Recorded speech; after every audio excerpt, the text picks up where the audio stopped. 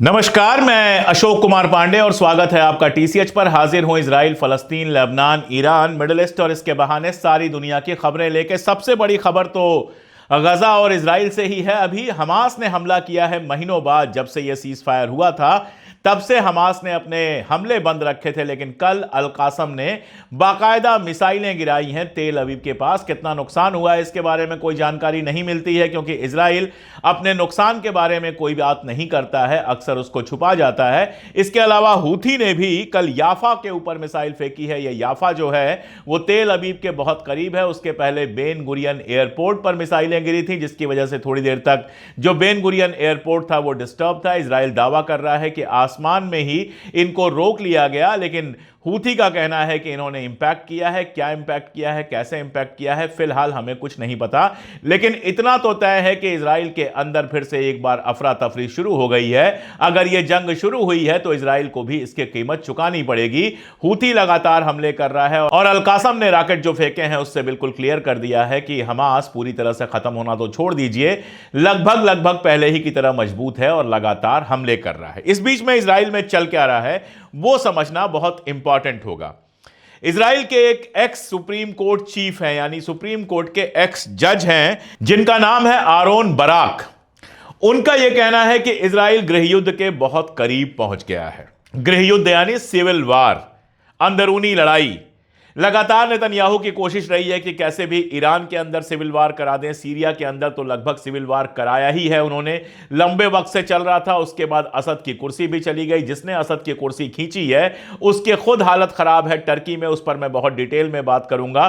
Turkey में जो कुछ चल रहा है, एर्दोगान के खिलाफ जो कुछ चल रहा है, उसको जानना और समझना बहुत जरूरी है। लेकिन अभी फिलहाल बात इजराइल की। तो आरोन बराक साहब जो एक्स सुप्रीम कोर्ट जज हैं वो ये कह रहे हैं कि इजराइल सिविल वार के बहुत करीब पहुंच गया है, वहां पर गृहयुद्ध जैसी स्थिति बन रही है। अब बाहर से देखने पे लगता है कि इजराइल में तो बस चमन चमन में फूल खिले हैं, वहां कहीं कोई समस्या है ही नहीं। लेकिन जब आप इजरायली अखबारों को खंगालना शुरू करते हैं, हारिज पढ़िए, जेरूसलम पोस्ट पढ़िए, आप टीवी 14 उनका पढ़िए, ये सारा कुछ जब आप देखिए तो आपके समझ में आता है कि वहां कितनी कितनी दिक्कतें चल रही हैं। शिन बेट के जो चीफ थे रोएन बार, उनको निकाल दिया है नेतन्याहू ने। कल मीटिंग होनी थी, मीटिंग हुई और उसके बाद निकाल दिया गया है उनको उनके पद से।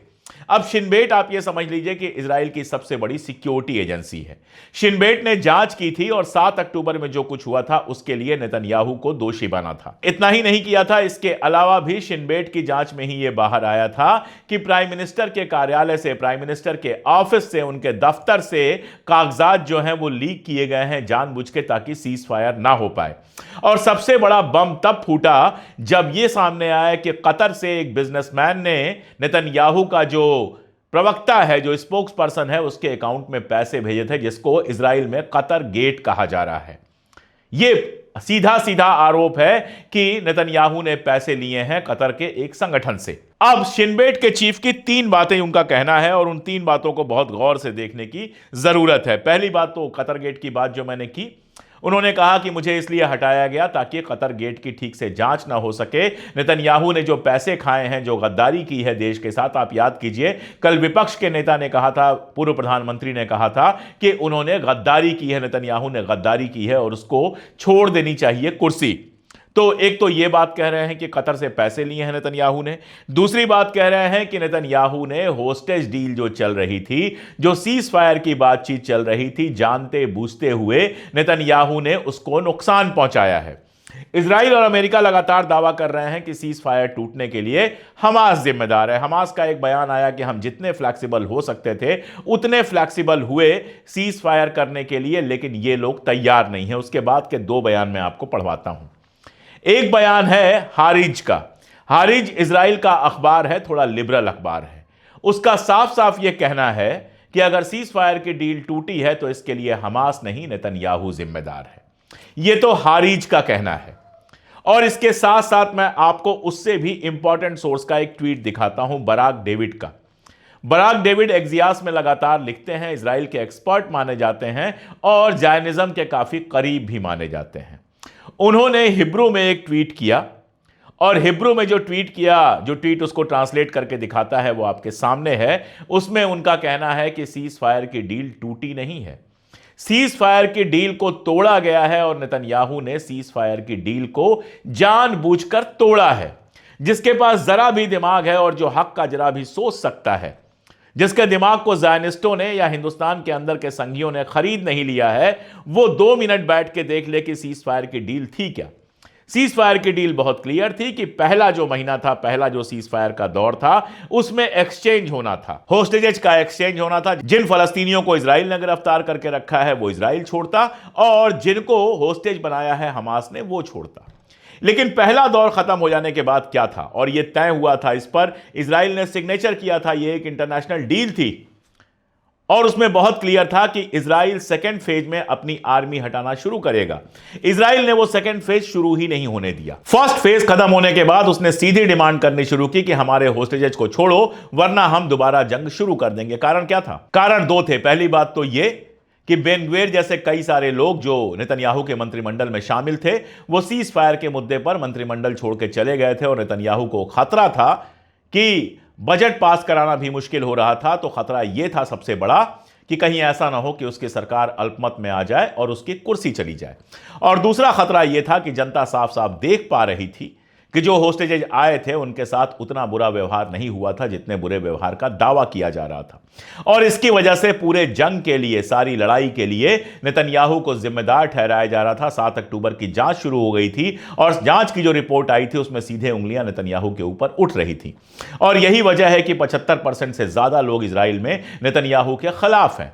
सीधी सी बात है, उसकी कुर्सी खतरे में थी। जब से यह जंग शुरू हुई है तब से मैं लगातार यह कह रहा हूं कि नेतन्याहू नहीं चाहता कि यह जंग पूरी तरह से खत्म हो, क्योंकि जिस दिन खत्म होगी उसकी कुर्सी चली जाएगी। इसीलिए उसने जानबूझकर होस्टेज डील तोड़ दी। यही वो बात है जो शिन बेट के जो चीफ हैं वो कह रहे हैं कि होस्टेज डील को खतरे में डालने वाला हमास नहीं है, होस्टेज डील को खतरे में डालने वाला नेतन्याहू है। यानी शिन बेट के चीफ यही बात कह रहे हैं, यही बात हारिस कह रहा है, यही बात बराक डेविड कह रहा है। और यह बात कहीं भी आप देख सकते हैं जरा सा भी दिमाग लगा के कि बिल्कुल शीशे की तरह साफ है कि होस्टेज डील को, या जिसको मैं सीज फायर डील कहूंगा, उस डील को तोड़ने की जिम्मेदारी पूरी की पूरी नेतन्याहू के ऊपर है। हाईकोर्ट में तुरंत केस किया गया है। विपक्ष की पार्टियों ने नेतन्याहू के खिलाफ केस किया है हाईकोर्ट के अंदर कि शिन बेट चीफ को हटाने का उसको अधिकार नहीं था। जो वहां की एजी हैं उन्होंने साफ साफ कहा था कि लीगल प्रोसेस पूरा किए बिना ऐसा नहीं होना चाहिए। लेकिन नेतन्याहू ने एजी की परवाह किए बिना नया शिन बेट चीफ बनाने का तय किया, जो उसके पक्ष का हो, जो उसके भ्रष्टाचार को, उसकी बदमाशियों को दबा दे। और इसके खिलाफ वहां का विपक्ष हाईकोर्ट में गया है और सड़कों पर लगातार जुलूस है। लगातार लोग सड़कों पर आ रहे हैं, पुलिस दमन कर रही है, मार रही है, पीट रही है, गिरफ्तार कर रही है। इसके बावजूद यरूशलेम में रोज हजारों लोग सड़कों पर आ रहे हैं नेतन्याहू के खिलाफ। और इसीलिए एक ऐसा बयान आया है जिस पर एक बार मुझे भी भरोसा नहीं हुआ। जो वहां के राष्ट्रपति हैं, प्रेसिडेंट हैं, जैसे हमारे यहां प्रेसिडेंट रबर स्टाम्प जैसे ही होते हैं, उनको एक शो पीस जैसे ही रखा जाता है। काम पूरा प्रधानमंत्री करते हैं, सारी की सारी जिम्मेदारी और सारा का सारा पावर प्राइम मिनिस्टर के पास होता है। प्रेसिडेंट जो होता है वो नॉर्मली इस तरह की डेमोक्रेसी में स्टैंप की तरह ही होता है। वहां के प्रेसिडेंट हैं हरजोग, वो वर्ल्ड इकोनॉमिक फोरम की मीटिंग में गए हुए थे और वहां से उन्होंने बयान जारी किया है। और ये जो बयान जारी किया है इसमें नेतन्याहू की मलामत की है। उन्होंने कहा है कि जो मुल्क में चल रहा है उसको लेकर मैं शॉक्ड हूं। उन्होंने एक और बात कही है कि नेतन्याहू ने वो काम कर दिया है कि देश कई हिस्सों में बंट गया है, देश के लोग बिखर गए हैं और इन बिखरे हुए लोगों के सहारे जंग नहीं लड़ी जा सकती। तो आपको जो दिखाई देता है कि हेलीकॉप्टर गया, 4 बम गिराए, 150 लोगों को मार दिया, ठीक है। फलस्तीनियों की जान का जो नुकसान हो रहा है वो तो ये दुनिया अगर कभी बैठेगी और सोचेगी तो उसके समझ में आएगा कि उसने कैसे फलस्तीनियों का गजा में, वेस्ट बैंक में कत्लेआम होने दिया। लेकिन दूसरी हकीकत यह है जिसकी ओर हरजोग ने भी इशारा किया है कि तमाम सारे जो हमारे रिजर्विस्ट थे, रिजर्विस्ट आप जानते हैं जो रेगुलर आर्मी के लोग नहीं होते हैं लेकिन जंग होती है तो लड़ने जाते हैं, उनको कहा गया है जंग में शामिल हो। और यह सवाल किया है कि जब देश बिखरा हुआ है तो इनके ऊपर भरोसा कैसे किया जा सकता है। जब 75% लोग नेतन्याहू के खिलाफ हैं तो वो जंग में पूरी जान लगाकर लड़ेंगे या फिर जो कॉल गई है रिजर्विस्ट को वो लोग भर्ती होंगे, ये कैसे कहा जा सकता है। जबकि पहले ही यह आ चुका है कि रिजर्विस्टों में से बहुत सारे लोग ऐसे हैं जो लड़ना नहीं चाहते। जेरूसलम पोस्ट की एक एनालिसिस है जिसमें कहा गया है कि इजराइल के लोग एग्जॉस्ट हो गए हैं, थक गए हैं, मार मार के थक गए हैं, गजा के लोगों को मार मार के थक गए हैं। नहीं, इतना ही नहीं है, लगातार जो मिसाइलें आ रही हैं, सायरन बजते हैं, पूरे देश में सायरन बजते हैं, छोटा सा मुल्क है, और उसके बाद भाग भाग के जाके सेफ प्लेसेस पे छिपना पड़ता है। रात की नींदें खराब होती हैं, मेंटल हेल्थ खराब होता है। फलस्तीनियों ने जो झेला है वो तो झेला ही है, इजरायलियों को भी कम झेलना नहीं पड़ा है रेजिस्टेंस के हाथों। लगातार लड़ाई हो रही है, लगातार मिसाइलें गिरती हैं, कभी बम गिरता है, कभी रॉकेट गिरता है, और हर बार भाग के उनको जाना होता है शेल्टर्स में। इजराइल हर बार दावा करता है कि आसमान में ही गिरा दिया गया, लेकिन अगर आसमान में ही गिरा दिया गया तो लोगों को भाग भाग के शेल्टर में क्यों जाना पड़ता है, सायरन्स क्यों बजते हैं? ये सारे सवाल तो सामने रहेंगे। तो इजराइल के लोग एग्जॉस्टेड हैं, थके हुए हैं, और इजराइल के लोगों की हालत यह है कि अब वो जंग नहीं करना चाहते हैं। ये तो एक तरह के लोग हुए। दूसरे तरह के लोग हुए जिनके परिवार के लोग आज भी होस्टेज हैं। उनको उम्मीद थी कि सीज फायर चलेगा तो उनके परिवार के लोग भी वैसे ही जिंदा वापस लौट आएंगे जैसे कुछ लोग वहां से लौटकर आए, हमास ने उनको छोड़ा। लेकिन अब जब दोबारा जंग शुरू हो गई है और हमास ने कह दिया कि इस जंग का मतलब ही यही है कि नेतन्याहू को इस बात की कोई परवाह नहीं है कि वहां जो उसके बंधक पड़े हुए हैं, होस्टेज पड़े हुए हैं, उनके साथ क्या होगा। यानी सीधी सी बात हमास ने कही कि अगर जंग चलेगी तो होस्टेज जिंदा नहीं बचेंगे। तो जो होस्टेजेस की फैमिलीज हैं, उनकी बड़ी चिंता, उनकी बड़ी फिक्र यह है, उनको ऐसा लगता है कि अब उनके लोग शायद जिंदा बच के ना आए। वो लोग भी गुस्से में हैं, वो लोग भी लगातार आ रहे हैं सड़कों पर। सरकार की मीटिंग होनी थी होस्टेज फैमिलीज से, सरकार ने वो मीटिंग टाल दी क्योंकि जवाब देने के लिए कुछ था ही नहीं। जनता तो सवाल पूछती कि सीज फायर अच्छा खासा चल रहा था, हमास लगातार लोगों को छोड़ रहा था, आखिर आपने दोबारा से जंग क्यों शुरू कर दी? दोबारा जंग शुरू करने का मतलब ही यही है कि होस्टेज अब रिहा नहीं होंगे, या तो मार दिए जाएंगे इजराइल के बमों से, या हो सकता है कि वहां पर हमास ही उनको मार डाले। कोई बहुत बड़ी बात नहीं है। तमाशा यह है कि एली शराबी जो इजराइल के प्रतिनिधि हैं यूनाइटेड नेशंस में, वो कहते हैं कि हमास के लोग तो राजाओं की तरह खा पी रहे हैं, लेकिन होस्टेजेस को भूखा मार रहे हैं। यहां पर ज्यादा जवाब देने की जरूरत नहीं है। याह्या सिनवार को जब मारा गया था वो सीन आपको याद होगा। उनकी लाश उठाकर इजराइल ले गया था और आज तक उनकी लाश वापस नहीं की है। उस लाश की जब अटॉप्सी हुई, पोस्टमार्टम हुई, अटॉप्सी हुई, तो पता यह चला कि याह्या सिनवार के पेट में 3 दिन से अनाज का एक दाना नहीं गया था। और ये कह रहे हैं हमास के लोग किंग की तरह खा रहे हैं। अगर शहंशाह की तरह हमास के लोग खा रहे होते तो हमास का जो सबसे बड़ा लीडर होता 3 दिन से बिना खाए लड़ाई लड़ रहा होता। जितने झूठ इजराइल बोल सकता है शायद आम आदमी के लिए उतनी कल्पना करना भी मुश्किल होता है। जब जंग चल रही थी या जंग चल रही है, इमदाद नहीं आ रही है, जो थोड़ी बहुत इमदाद आ रही थी इजराइल उसको लुटवा दे रहा था, तो उसकी परेशानी सबने झेली। और जब वो खुद परेशान थे तो होस्टेजेस को कितना खिला सकते थे और क्या खिला सकते थे? तुम तो अच्छा खासा मुल्क हो, अमेरिका से इमदाद आ रही है, जर्मनी से आ रही है, ब्रिटेन में आ रही है, और बाकायदा जिन फलस्तीनियों को तुमने जेल में रखा है उनको भूखों मार रहे हो, उनका जीना मुश्किल किए हो। उनके साथ जितना कुछ हुआ है जेल में जाने से पहले और जेल से निकलने के बाद, जो उनकी तस्वीरें सामने आई हैं, उनको देखकर कोई भी कह सकता है कि तुमने उनके साथ क्या सुलूक किया है, और चाहते हो कि तुम्हारे जो होस्टेज हैं उनको सोने का सिंहासन मढ़ के दिया जाए। ये तो पॉसिबल नहीं होगा। होस्टेज हैं तो उनके साथ बुरा बिहेव तो होगा, ये सारी दुनिया में होता है, कोई नई चीज नहीं है। तुम्हारे पास मौका था होस्टेज को रिहा कराने का, लेकिन नेतन्याहू अपनी कुर्सी बचाने में ज्यादा इंटरेस्टेड है, होस्टेज में अपने लोगों की जान बचाने में उसका कहीं कोई इंटरेस्ट नहीं है। और यही वजह है कि इजराइल को उसने गृह युद्ध के, सिविल वार के दरवाजे पर लाकर खड़ा कर दिया है। और कल इजराइल की सड़कों पर गोलियां चलती दिखें, लोग आपस में एक दूसरे को काटते मारते दिखें, तो किसी को कोई आश्चर्य नहीं होगा, और ऐसे में अमेरिका भी नहीं बचा पाएगा। झूठ का आलम यह है कि इजराइल ने एक झूठ फैलाया था कि 40 बच्चों को जलाकर मार दिया। पता चला बिल्कुल झूठ था वो। उसके बाद हुआ कि हमास ने औरतों के साथ जिना किया।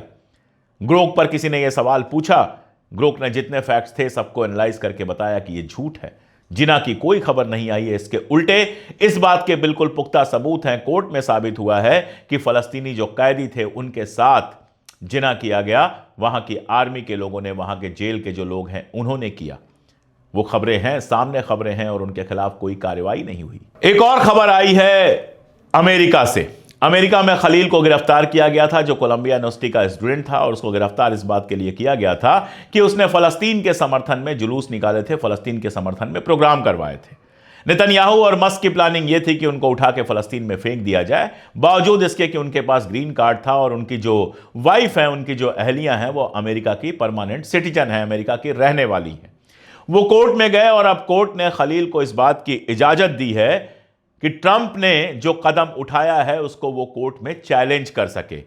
यानी उनको डिपोर्ट करने की जो प्लानिंग थी फिलहाल तो असफल हुई है। अब कोर्ट में मामला जाएगा, चैलेंज करेंगे वो कि कैसे ग्रीन कार्ड धारक को वो देश से बाहर निकाल सकते हैं। और अगर फैसला खलील के फेवर में आता है तो यह मस्क और ट्रंप दोनों के लिए बड़ा झटका होगा। अब थोड़ी ईरान की बात कर लेते हैं, फिर चलेंगे टर्की। ईरान में नौरोज का त्योहार मनाया जा रहा है, जो उनका अपना नया साल होता है उसका त्योहार मनाया जा रहा है। मार्च का महीना उनके लिए इसलिए भी इंपॉर्टेंट होता है कि उनके तेल और बाकी सब रिसोर्सेज की जो लूट इंग्लैंड और अमेरिका सेकेंड वर्ल्ड वार के बाद से ही कर रहे थे, जो इरानियन रिवॉल्यूशन हुआ था उसमें शाह को वहां से जब निकाला गया था तो अपना तेल, अपना गैस, अपना जो सारा कुछ था उसका नेशनलाइजेशन उन्होंने किया और बर्तानिया और अमेरिका को अपने यहां से बाहर किया। कहा कि तेल हमारा है, इसका जो प्रॉफिट होगा हम यूज करेंगे। तो मार्च में यह हुआ था, 51 साल इस घटना को हो गए और मार्च में ही नौरोज भी पड़ा है, तो दोनों को सेलिब्रेट किया जा रहा है। और खामनेई साहब का एक टेलीवाइज जो संदेश होता है, भाषण होता है, वो लाइव आ रहा था, उसके इंग्लिश सबटाइटल भी चल रहे थे, मैंने देखा थोड़ी देर। और इरना पे उसकी रिपोर्टिंग है। इरना ने जो रिपोर्ट किया है, जिस बयान को छापा है, जिस बयान को अलग से कोट किया है, उसमें उन्होंने कहा है कि अमेरिका को नहीं पता कि ईरान को जो धमकी देता है उसका क्या हाल होता है। मतलब बहुत क्लियर है कि ईरान फिलहाल समझौते के लिए तैयार दिखाई नहीं दे रहा है। लेकिन यह भी हो सकता है कि खामनेई ऊपर से यह बयान दे रहे हो और अंदर से ट्रंप की जो चिट्ठी आई है उसकी एनालिसिस चल रही हो कि ट्रंप से क्या कोई बातचीत पॉसिबल है। फाइनली क्या होगा मुझे लगता है हफ्ते 10 दिन में समझ में आएगा। टर्की की हालत खराब है। टर्की के अंदर आप जानते हैं कि इस्तांबुल के जो मेयर थे, जो विपक्ष के सबसे बड़े नेता हैं और राष्ट्रपति के चुनाव में लड़ने वाले थे, उनको गिरफ्तार करवा दिया एर्दोगान ने। उसके बाद से वहां बवाल मचा हुआ है। लाखों लोग, दसियों लाख लोग इस्तांबुल की सड़कों पर लगातार प्रदर्शन कर रहे हैं। बहुत सारे लोगों को गिरफ्तार किया गया, मारा पीटा गया।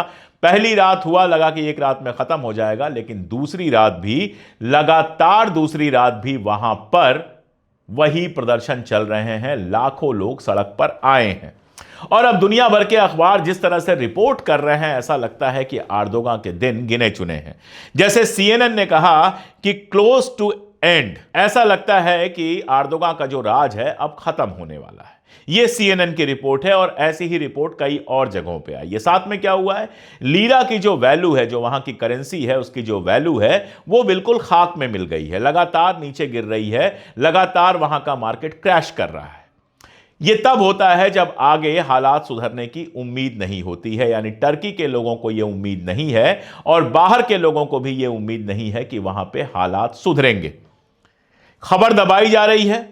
जो टर्की के अखबार हैं, जो ऑनलाइन, उनको मैंने जब तलाशने की कोशिश की तो ऐसा दिख रहा है जैसे कुछ हो ही नहीं रहा है, एक लाइन की खबर नहीं है। लेकिन इंटरनेशनल मीडिया में लगातार जो खबर आ रही है, ऐसा लगता है कि यह बिल्कुल मुमकिन है कि एर्दोगान के दिन गिने चुने हैं। कारण क्या है, एर्दोगान ने अपने नशे में, ज्यादा होशियारी में, हालांकि टर्की के लिए बहुत कुछ अच्छा भी उन्होंने किया है, लेकिन बाद के दौर में ज्यादा होशियारी में सबको दुश्मन बनाया है। सीरिया के ऊपर जो कुछ किया उन्होंने, सीरिया को जिस तरह से अपना पुराना ऑटोमन साम्राज्य फिर से स्थापित करने का जो ख्वाब है उनका, उसमें सीरिया के ऊपर जिस तरह से एक कब्जा आप कह सकते हैं उन्होंने किया, उससे रशिया नाराज है। रशिया से अच्छे रिश्ते थे उनके, रशिया का सीरिया में अच्छा खासा स्टेक था, लेकिन रशिया से बात किए बिना, अमेरिका के साथ सेटिंग करके उन्होंने जिस तरह से वहां आर्मी भेजी और असद को गिराया, उससे रशिया नाराज है। जाहिर है ईरान भी नाराज है। अमेरिका उनके ऊपर भरोसा नहीं करता है और इजराइल किसी के ऊपर भरोसा नहीं करता है। अगर कोई नया आदमी ऐसा मिलेगा जो लगेगा इजराइल और अमेरिका को कि हमारे हाथ में खेलता रहेगा, तो कूड़ेदान में उनको डालने में 1 मिनट का टाइम नहीं लगेगा अमेरिका और इजराइल को। सद्दाम को भी यही लगता था कि अमेरिका उनके करीब है। सद्दाम के साथ क्या हुआ आपने देखा। एक जमाने में गद्दाफी के भी बहुत करीब था अमेरिका, क्या हुआ आपने देखा। गद्दाफी का बेटा गया था तो हिलेरी क्लिंटन ने उसके साथ फोटो खिंचवाया था, अपने घर पे मिली थी। लेकिन उसके कुछ दिन बाद नाटो की सेना आती है और गद्दाफी को खत्म कर देती है। गद्दाफी और सद्दाम दोनों पे मैंने अलग से वीडियो बनाया है, आप ढूंढ के देख सकते हैं। तो यह हाल एर्दोगान का भी हो सकता है। कल तक जो कह रहे थे कि अब कुछ ही वर्ल्ड लीडर दुनिया में बचे हैं, 3 ही बचे हैं, मैं, पुतिन और ट्रंप, ऐसा लगता है कि उनके भी जाने का वक्त आ गया है।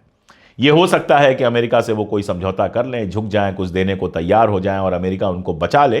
कहा जा रहा है सीरिया से भी जोलानी ने बहुत सारे फाइटर्स को भेजा है ताकि टर्की में उनको बचाया जा सके, क्योंकि टर्की अगर गिर जाता है और टर्की में ऐसी गवर्नमेंट आती है जो सीरिया को सपोर्ट नहीं करती है, तो जुलानी के लिए भी सीरिया में सत्ता में रहना आसान नहीं होगा।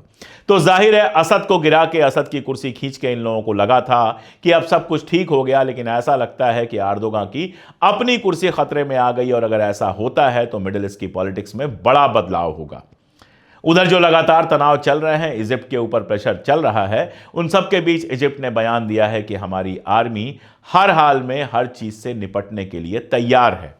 बहुत सीधी सी बात है कि ट्रंप जिस अमन की बात करते हुए आए थे कि हम जंग खत्म कर देंगे, अपनी नीतियों से उन्होंने उस अमन को खतरे में डाल दिया है, और ऐसा लगता है कि आने वाले वक्त में कुछ बड़ा हो सकता है मिडिल ईस्ट में अगर यही सारा कुछ चलता रहा तो।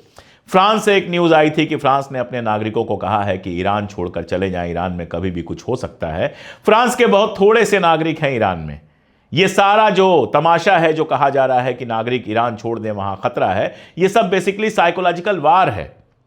एक साइकोलॉजिकल वार चल रहा है जिसके तहत ये सारा नाटक किया जा रहा है। दुनिया को बताने की कोशिश की जा रही है कि ईरान के ऊपर खतरा है। ईरान को यह संदेश दिया जा रहा है कि तुम्हारे ऊपर खतरा हो सकता है, तुम्हारे ऊपर हमला हो सकता है। लेकिन अगर ऐसा होगा तो इसका नतीजा इतना सीधा नहीं होगा जितना फ्रांस या अमेरिका या बर्तानिया या इजराइल को लग रहा होगा। यह बात बहुत साफ है, और खास तौर से तब जब इजराइल के अंदर ही लोग बुरी तरह से बटे हुए हैं, और वहां के ही एक्स चीफ जस्टिस शिनबेट के चीफ राष्ट्रपति ऐसे बयान दे रहे हैं जिससे लग रहा है कि वहां पर सिविल वार का खतरा है। तो ऐसे में ईरान के साथ लड़ने की हिम्मत अगर नेतन्याहू करेगा तो क्या होगा यह कहा नहीं जा सकता। शिनबेट के चीफ ने एक और बहुत इंपॉर्टेंट बात कही थी। शिनबेट के चीफ ने कहा कि ईरान अच्छा खासा इन्फिल्ट्रेट कर चुका है इजराइल के अंदर। कई सारे जासूस पहले पकड़े भी गए हैं, लेकिन अगर 2 जासूस पकड़े जाएं तो समझ जाइए कि 20 जरूर होंगे। तो जाहिर सी बात है कि ईरान ने भी तैयारी करके देखी है, तो आगे क्या होता है यह देखना बहुत इंटरेस्टिंग होगा। तो ये हालात हैं, जैसे जैसे चीजें आगे बढ़ेंगी मैं आपको अपडेट करता रहूंगा। जुड़े रहिए हमारे साथ, देखते रहिए हमारे वीडियोस, दूर तक पहुंचाने में हमारी मदद कीजिए। और अगर हमारी ताकत बनना चाहते हैं तो डिस्क्रिप्शन या पिन कमेंट खोल के देखिए, आप हमारे मेंबर बन सकते हैं, सुपर थैंक्स भेज सकते हैं, सीधी मदद कर सकते हैं। आपकी हर मदद, आपकी हर बात हमें ताकत देती है। हमसे जुड़िए, सब्सक्राइब कीजिए और हक की आवाज को दूर तक पहुंचाने में हमारी मदद कीजिए। आज के लिए इतना ही, बहुत शुक्रिया।